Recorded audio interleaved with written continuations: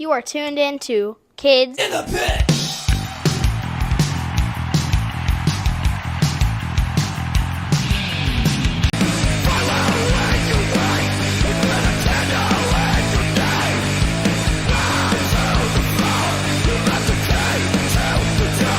Hey guys, it's Gabe from the Kids in the Pit podcast. Today I'm joined by Justin Day from the band Methrats, and we have a special guest that'll be interviewing with me, Weston. He's the bass player of the band I've mentioned on here multiple times, World of Chaos. So both of you guys, thanks for joining me. Yeah, thanks for having me. I was tickled when you guys reached out to conduct an interview, so I'm stoked to be here. So the reason he's on this podcast, Weston, is because we're at band practice right now, and this was happening during band practice. The drummer already left, but he just is on it here now. So yeah, okay. So what do you do in Methrats?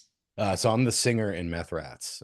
Nice. That's primarily what I do. The band had uh, a lot of iterations over the years. So the band started as just Ben and I recording the project as kind of just like just a one-off punk project that we were just, had a bunch of ideas that we wanted to throw together and recorded those. And then we showed them to some friends and they wanted us to play shows. So at that point, I had recorded all the guitars, I think all of the guitars on the first record.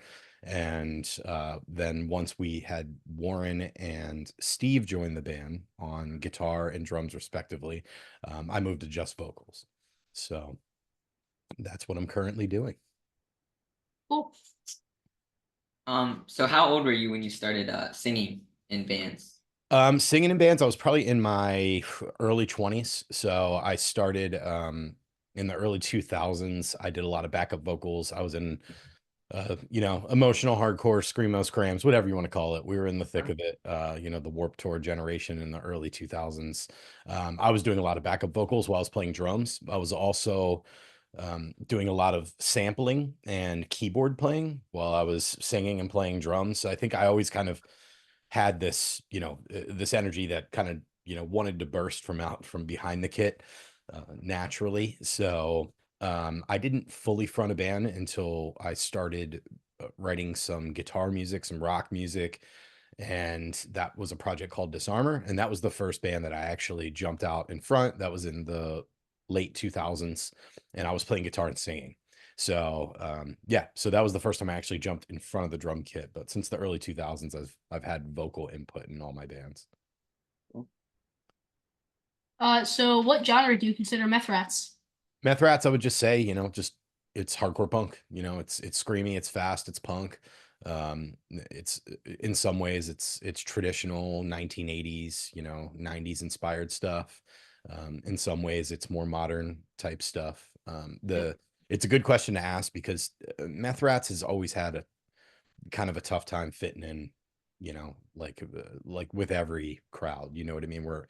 We're a very, I would say, eclectic type of band when it gets down to it.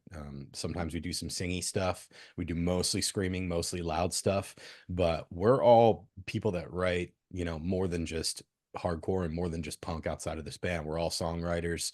Steve plays in the band Have Mercy. I don't know if you guys have heard of them, but they're a rock band that still goes and tours Europe and all that good stuff too. And Warren writes amazing rock music in a band called Eastern Standard Bedtimes. That's his songwriting project. And Ben plays guitar. Our bassist Ben plays guitar in a loud noise rock band called Nub.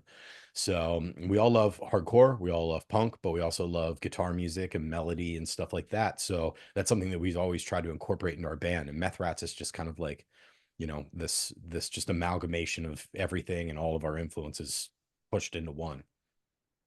All right. Cool. So what is a band Methrats has played with that you're like most proud of? We've played with some old legends like the Queers and the Dwarves, which is pretty cool. But it's not always just about the clout of those bands, right? Like the big stuff. It's also about like who you're excited to play with that maybe people don't know about. So I would say, all the stuff that Not for the Weak Records is putting out, which I know you guys are familiar with, is I all don't- really good stuff that I'm excited about. Yeah. That's a good example of stuff that's really, still boiling around in the underground, in the true hardcore punk scene, that really inspires me. So yeah, there's some names that I can drop, but I would say the people that I'm closest to and the people that help us out along the way mean more than some of the bigger bands that we've played with. So the punk community, that's kind of what it's all about, right? So Yeah, definitely. yeah. So I don't think he's familiar with Not for the Weak, but I definitely am because Thought Control, the band I'm in with my dad, um, I mean we're on Not for the Weak. So Yeah. So Reno has filled in for us a good amount of times. yeah, that's amazing. Yeah, Greeno, so we're touring down to Fest, not a long one, but just next week. We're playing Fest right before you guys, of course, Yeah. right after you guys actually. And we're gonna stop down, and Greeno's putting on a show for us in Norfolk down at the Tap House on Tuesday. So I'm stoked about that. Oh, cool. Oh, sick. Yeah. Yeah, Thought Control's played the Tap House. So I've played it once with them, but Thought Control's played it a good amount of times. Yeah, it's a great venue. So Yeah. I hope hopefully World of Chaos can play at the Tap House someday. Definitely. The that would Tap be House awesome. is so it's like a restaurant, but it's also like a hardcore club. It's awesome. Okay, cool. Well, That sounds it's awesome. not necessarily a hardcore club. There's just hardcore shows there, and also like other genre shows. It's really cool there. Yeah, that's really awesome. Yeah, it's awesome. Yeah, it's a cool venue and a really good community of people down there. Parker's great from the venue as well. Just an awesome place to play. So For sure. So you just mentioned Fest and how you're playing right after us, I think. Yeah. yeah, Um, I think we're the band directly after Thought Control. So nice. So are you excited for Fest? I'm very excited. So me and my Awesome. friends, or my friends and I, we normally go down there just as normal fans. So I started, reaching out to people and trying to connect. And Methrats had this record that we were working on that just came out, Angry Unanimous. And we knew that was going to kind of coincide with the timing of Fest. And I kind of said, I said to our crew, it's like a half a dozen, 10 people that usually go down every year, give or take. And I told them, I was like, you kind of have to book your place right after the fest that you just went to if you plan on going the next year, because the hotels, Airbnbs, whatever, they sell out really fast. So I told Warren, who is normally our head guy that's in charge of booking all that stuff. He was like, "Hey, you in?" And I was like, "I got to tell you guys, I got to be honest." I said, "I love Fest." I was like, "But this year, I really want the reason that I'm going to Fest because Methrats is playing." So it did work. We ended up talking directly to Tony. He liked what we were doing, and I was so stoked. And to just go from being the guy that's there supporting bands that I do know well and don't know, and meeting and creating all these new friends that you find at this awesome festival, to be part of that now and to be on the stage is it's makes us very happy. So we're very stoked to be playing. Yeah. This will be my third Fest that I've been to. That's so And cool. And you're 12, yeah. so you've been going to Fest since you were 9. Uh 10, 11, 12. well, yeah, so this will be my 10, third 11, 12. year. So Yeah. 10. Okay, so 10, 11, 12. Okay. Yeah. Wow, that's incredible. That's awesome. Yeah. You got cool And parents too. yeah, this will be my first time playing though. Yeah, so we share that together, which is really cool. So you and everybody at Methrats, we're all first time players. So Maybe next year World of Chaos can play. Okay. yeah, That'd be sick. Hopefully, yeah. you got the in. You can talk to the right people now. So Yeah. Because my mom makes the stickers and buttons for Tony. Like we have like pretty much direct contact with him. that's awesome. Yeah. Yeah, Tony's the best. What I like most about Tony is that he truly believes in the bands that he puts on, and that's one of the things that makes Fest a labor of love, and that you could kind of tell in the experience for the guest when they come and they go to enjoy the weekend. So much respect to Tony. Yeah. Weston, you don't know about Fest, but like so pretty much like punk and music like that just takes over like the whole town. And there's just like every venue in Gainesville, Florida, there's like a show there and it's all part of one big fest. Okay, yeah, I think you've told me. Yeah, it's sick. Yeah. Yeah, I'd love it's to an play amazing there. vibe. Really good vibe. So your Instagram, it says you're a producer, right? Is that true? Yeah. You produce for Yes. bands? Yeah, it is. So yeah, I'm in my control room right now, just south of Baltimore, in Oh, cool. beautiful, sometimes sunny Glen Maryland. And yeah, I produce bands, a lot of locals, obviously, but people from around the region. So yeah, I've been doing it for about 20 years now, maybe a little over. Wow, So yeah, it's definitely my passion. So yeah, producing, always busy, always working on something. Yeah. that's so cool. I think sound work is pretty fun. Like I have like it's not great, but it sounds fine. Like World of Chaos will record like little demos. They won't get published, but like just to have them. Like Mhm. I have like an audio interface and stuff, and I'll just like Sure. plug it into a laptop. So I have like a little studio thing. Yeah, that's wonderful, man. I would tell you, I would have killed to have that when I was your age because I always had an interest in this stuff. I would say for me, it peaked probably around high school.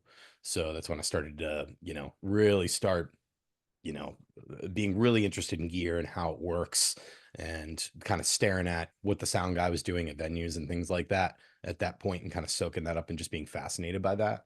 And Yeah. I started similar to you 20 years ago. I irresponsibly got a credit card that I shouldn't have at my age and bought a $1,200 Mac. It was called an iBook back then, this big, thick, white Apple laptop. And I used that with a 4-channel interface. And that's how I got my start. So Awesome. essentially, at a by my early 20s, I had recorded at the last studio that didn't get it, as I like to say. And I said, I'm tired of it sounding good when I'm in the room with the engineer, but when we take this CD, yeah, CDs were it at the time. When we took a CD out of the studio and listened to it in the car, it just wasn't the sound that I wanted. And at that point, I was just like, I'm going to go on a journey to discover how to get these sounds myself and be able to sculpt and control all of that and be able to utilize that bit of creativity of what I'm feeling. So, and I never looked back. I never went to I never paid to go to another studio since I was probably about 20 or 21 years old. So, I've been at it since then. Yeah. I know you said you're from Baltimore. Um, what's your like favorite venue in Baltimore? We Uh, go there. Sorry, we go there kind of often because we're like an hour and a half away. yeah, that's great. It's hands down, it's Metro Gallery. They're like family to us. That place is awesome. Yeah, I mean, I'm very good friends with Eric and Pat, the owners. So Eric Mock is just an awesome dude all around, and then Pat, of course, is the bass player for End It. So oh, really? Mhm. I didn't know that. yes, Cool. yeah. So Pat's the co-owner of Metro Gallery. So yeah, it's a great community of people there. They treat us like, absolute family. We wouldn't even think about having our record release at another place than Metro Gallery. Funny story about that place too is I saw Thought Control there back in 2022. Yeah, So I know. I've seen Thought Control live on the floor with School Drugs, one of my favorite Yeah, bands in the world, at Metro Gallery. But I guess you were probably still in what, like fifth grade? You weren't quite probably. touring Yeah. age So yet. 2 years ago, I was 10. I Yeah. don't even know if I knew about thought control. I That's just what kind of blew my mind. I was like, how? I was like, I'm gonna do a little engineering here and adjust this volume down because I'm talking louder now. um But yeah, I thought that was pretty crazy. I'm like, wait a minute, this kid wasn't in Thought Control when I saw Thought Control. yeah. Explain it while you're in the band. I mean, yeah, so I'm in the band because at one point we had three guitarists. So it was me then okay, so they just like I played with them for a part once at the end of a song, not a whole set, just like one part. And then eventually I did a few times and they invited me to the band, but they already had two guitarists and a bassist. So we Okay. just had three guitarists, so we were six-piece at one point. Wow. But then one of their guitarists left, so we had two guitarists, and then their bassist was like, "Yo, I want to play guitar," so I now I'm on bass, which I think I like more. That's cool. I love that story. And I actually have my gig box right here. Pretty sure I have a Oh, there it is. sick, It was right there. nice, So I already carry with you where we go for every Methrat show representing your band. What a small world, awesome. right? So Yeah.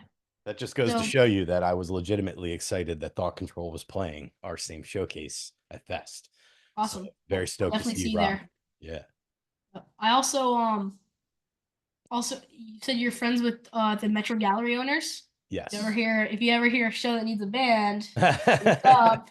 Yeah, I know. You guys are already in everybody's good graces, I'm sure. So Yep. then you got to get, what's the new band called again? I'm talking about World Chaos. Oh, you're talking about World Chaos. Yeah. All right, cool. Yeah, we'll keep it in mind for sure.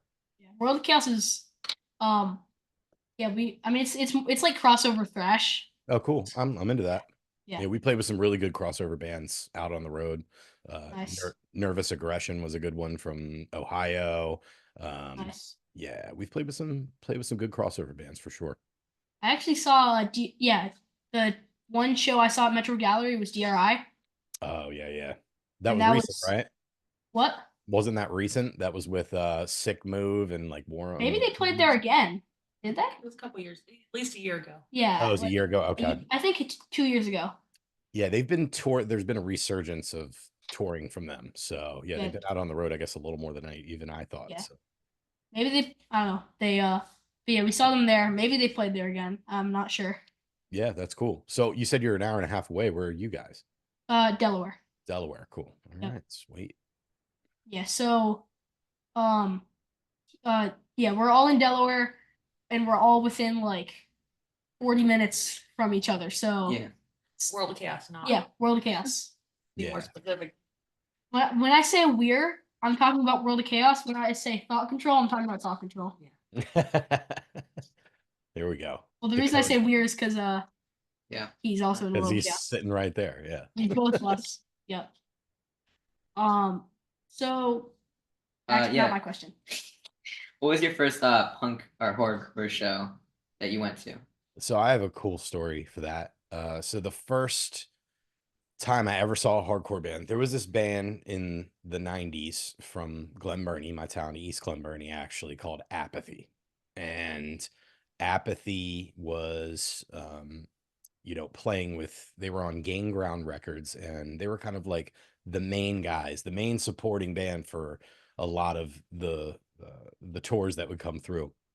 Okay. And I was a little late on this, so I wrote graffiti as a teenager quite a bit, and my crew were all into Apathy, and I didn't know anything about hardcore yet. I mean, if it wasn't Offspring or Green Day or something like that, or No Effects, Pennywise, something like that, I was kind of like, punk is punk, right? So I really didn't know what to expect, and they were so stoked and ready to show me what hardcore dancing was and all this stuff. And I'll never forget it. It was this field day that we had at high school, and it was my freshman year, and I couldn't believe they even let us do this. So they had various activities that were set up. Glen Burnie High School is what's called an open campus. It's one of the only high schools like on the East Coast that are even still existing that are built like this. That basically means the high school I went to has like 6 buildings that have courtyards in between them. And actually, when I was in high school, there was no fence around the school at all. You could just like leave school out of any angle you wanted to. And Crazy. yeah, it was wild. And they had this like field day where they were doing various activities, some sporting stuff, arts type things. And then in the middle, in the grass, they set up this little makeshift stage area, and Apathy set up, and they started playing. And it blew my mind immediately because all of my boys, my whole crew, were all out there doing these windmills and kicks. And I had never seen anything like this. Remember, this is pre-internet. You know what I mean? Like this is Yeah. when like the internet was something called Prodigy. There was no Google yet. There was no Yahoo. So to be exposed to these kinds of things, you needed to have somebody usher you in there to watch it. So that is why I had no idea of what it was going to sound like and how much effect it was going to have on me. And I'll tell you what, I was blown away. The passion was the first thing that caught heartstrings to me, like no other type of music performance I had ever seen. I wanted to know the music as good as my friends knew it. I wanted to be as into it as them because they were having a moment, even though they were having a greater experience because of the release they were getting by the way that they were able to move and sing along. And yeah, that was just a really cool way to be introduced to that because it was not a hardcore show. It was just something that was happening at high school. Now, of course, the administrators shut it down quickly. They were just like, wait a minute. I don't know if they told them that they were a Jimmy Buffett cover band or what. I don't know how our principal allowed a hardcore band to set up in the early 90s, in the mid 90s to do something like that at a school. But the few songs that they did get in, it was awesome. And it was life-changing for me, needless to say. Before I knew it, I was, going out, following around bands like 25 to Life, Next Step Up, going to the original Super Bowl of hardcore at Nation in DC, things like that. And yeah, just never looked back. It's always been a part of my life since then. So That's cool. How old did you say you were? I was a freshman in high school. So I was probably Okay. 14, 15 years old. That's cool. Yeah. So your Instagram also says you're a rad dad. So how many kids do you have? Yeah, I have one. I have a daughter. She's 12. So she's not a punk kid. The punk is like dad's thing. So I actually have a picture here in my studio I'm of, also 12. of she and I. A Polaroid here. That's her right there. That's And cute. that's her going to her first punk show, which was my show. So this was Methrats last year at a bike shop in Severna Park. And I knew that would be like a comfortable place for her to go because she goes to theater right down the street from where that bike shop is. So it was a familiar Nice. area for her. So it was a comfortable way for her to come with one of her cousins and, just kind of experience it. I think it blew her mind too. But at the end of the day, she's more of a theater kid and a ballet kid than a punk kid. So Yeah, I've done theater. I've done theater before. Yeah. yeah, I mean, yeah. I love that she's into it. Her mother was into it. She was a theater kid when she was younger. So I think it's great that she's doing Yeah, it it's cool. and yeah, following me us. and Weston are both kind of theater kids. Yeah, we Yeah, it's important because it it's gives you fun. guys the skill set to be able to not be afraid to get up on stage.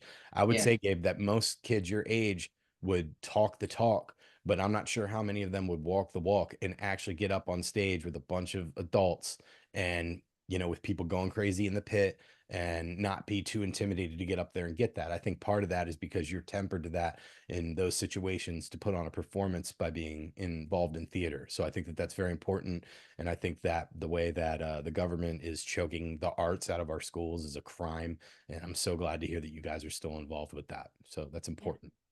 I feel like theater is kind of like doing plays and stuff. It's kind of like I think it's kind of similar to playing show almost. Yeah, because I've done Yes. improv for it too. So That's even more nerve-wracking yeah, because you got to it come up is. with It stuff is. on It your is a own. lot. Like memorizing a line, hey, as long as I don't forget it, it's okay, right? But Mhm. like doing improv, that's a whole nother level of pressure. So yeah, Yeah. that's tempering you to being like punk, no problem. I can get up there and that's my release. You know what I mean? No pressure.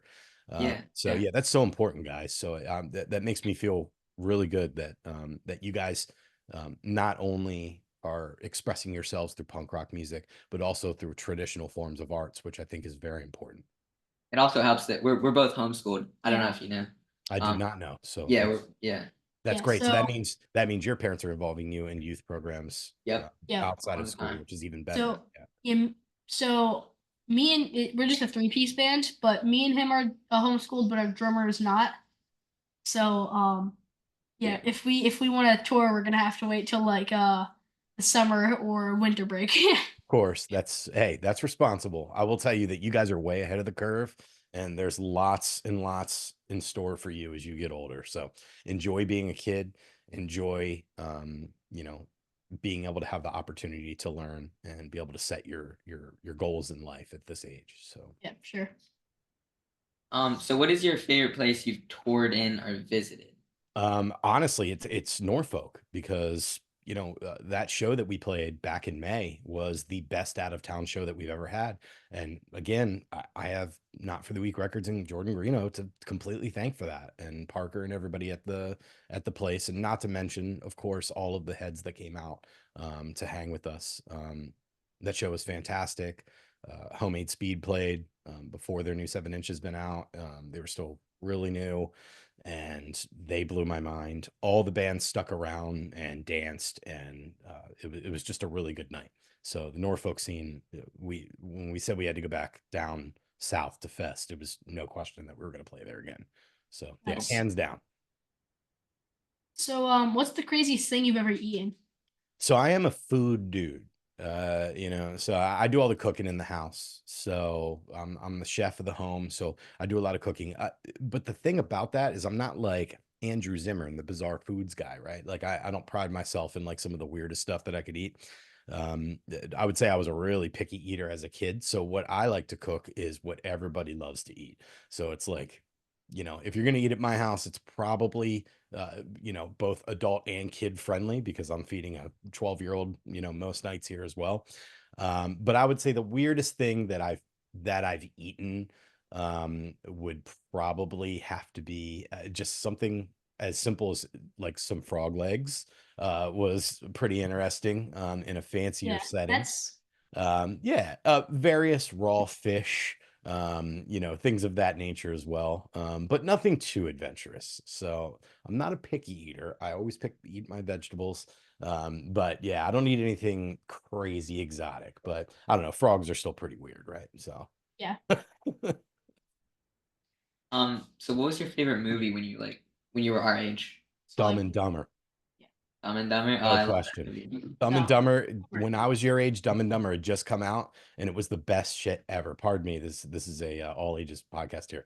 It was the best ever. Jim Carrey was at his peak. To a 12-year-old me, he was the king. So Yeah. it was akin to like Yeah, being I like haven't late yet. 70s. Yeah, well, Gabe has to watch it. Yeah, I need to watch it. It's great. It's Yeah. one of the best pee pee poo poo movies of all time. It's Yeah. hilarious. It's great. So how our band layout is, so it's dumb, then dumber, and then our drummer's I think you're the smartest, and Jaden's probably the stupidest. I'm not. Well, out of we're all You're stupid. definitely. Yeah, No. we're all pretty stupid. We're all complete idiots. Yeah, we are. But you're probably the smartest. Jaden's probably the dumbest. Jaden's definitely. 100%. He's the He doesn't dumbest. watch it. All right, he's gonna get sad. Jaden, if you're watching, screw you. Just kidding. Kidding. Oh You're a man. good drummer. You can lay down beats. So, if you could tell your 12-year-old self anything at all, what would you tell him? I would tell myself to do better in school. When I was 12, I'll be really transparent with you guys, and it might sound a little preachy here talking to the youth, but my grades started going downhill in middle school, mainly 7th grade. I would definitely tell my ass. I'm way harder on my daughter than my parents were on me about school. I think it's really important. It's important to be educated. Being dumb isn't tight. And I'll say that in my adult life, it's been way harder. And I think I care mostly because I'm a dad. And I have a human being that I'm responsible for now. And with that being said, to make sure that I'm doing everything I can to bring in enough to make sure that she's comfortable, she has the things that she needs and can do, and that I only have to say no every so often, is important. But it's much harder for me to do that than like somebody that went to college. I'm not college educated.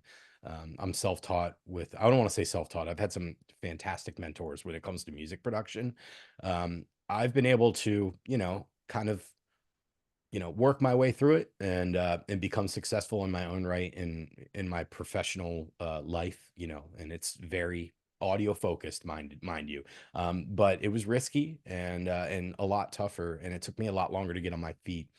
My daughter wasn't born until I was 30. So at 30, like life got really real. And that's where I was looking at my opportunities and ability to be able to do things to provide for my kid. And if I would have had something like a college education to help me through that, it would have been a lot easier and I would have had a lot more choices. Now, that's the boring thing I would tell myself, right? That I probably wouldn't even listen to if I'm thinking about how I used to think when I was 12, right? I was going to be a professional skateboarder and drummer. I didn't need to hear any of that stuff, right? But I would also tell myself to keep doing that. And that no matter what happens in life, that I was still going to somehow, make music a huge integral part of my life, even as an adult, and more so doing the type of music that I want to do, not just something where I'm playing covers in a band, like at a bar on Friday and Saturday nights for money. I definitely don't do that. I don't play covers.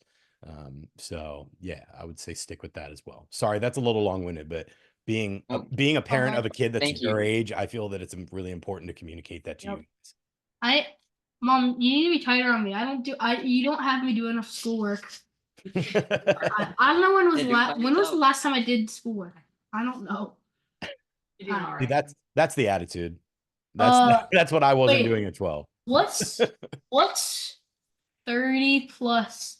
Is 30 times 2? Don't do If this. you're good at 32? Don't do math. this. Is it 32? He's actually good at math. He's Okay. being goofy. I'm getting trolled. And No, he's I'm- really good at geography. You could Yeah. ask him any country in the world, he'll tell you what's it borders. Most likely. I'll quiz you down at Fest. All right, cool. All right, so we're running out of time. Is there anything you would like to add before we wrap it up? Yeah, just can I plug the record? So Methrats Yeah, has a brand new course. record that just got released on Friday called Angry Unanimous. It was a major labor of love for us. It took a lot of songs being recorded and a lot of songs being clipped off in 2 sessions for us to do this. All of the previous Methrats records were recorded completely live instrumentally in 1 take.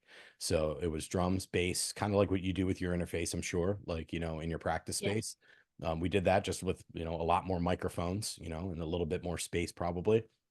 And we set up live amps in the same room as the drums and all that. And we just did that. Then we doubled a guitar track after we did that. And then I overdubbed the vocals for those records.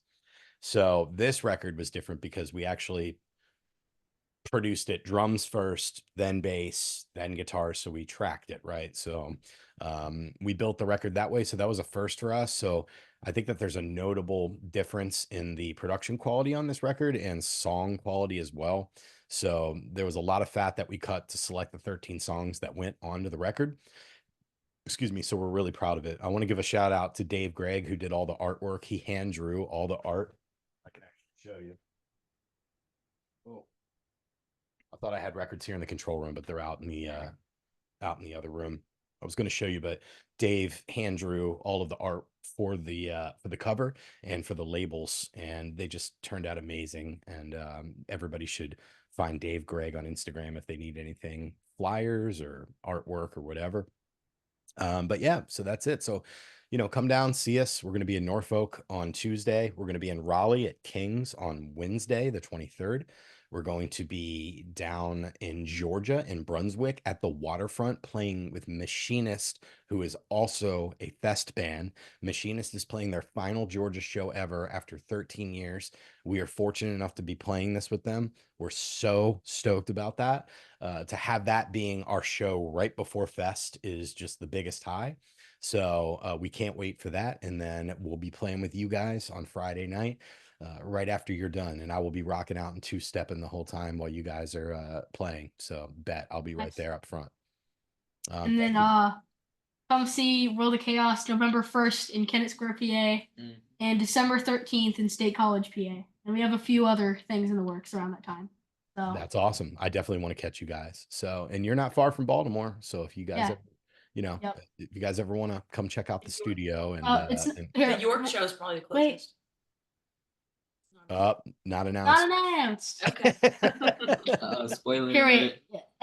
Edit that out. I Sure. won't make you elaborate on that. Thanks to Justin. Yeah, thank you guys so much. Thank you for your time. Thank you for inviting me. And yeah, so I love what you guys are doing. Keep it up. I love the level of support that you guys get as well. It's just all really good stuff. It makes my heart happy in a time when my heart wants to be unhappy so much because of the current state of our world. You guys are a breath of fresh air. Thank you so much. Thank you. Thank you. All right, we'll see you guys. Well, yeah. See you So, guys down in Florida. Yeah. So thanks all you for watching and listening. Please subscribe to my YouTube channel, follow me on Spotify and other streaming platforms. Until next week, bye. Thanks, Bye. guys.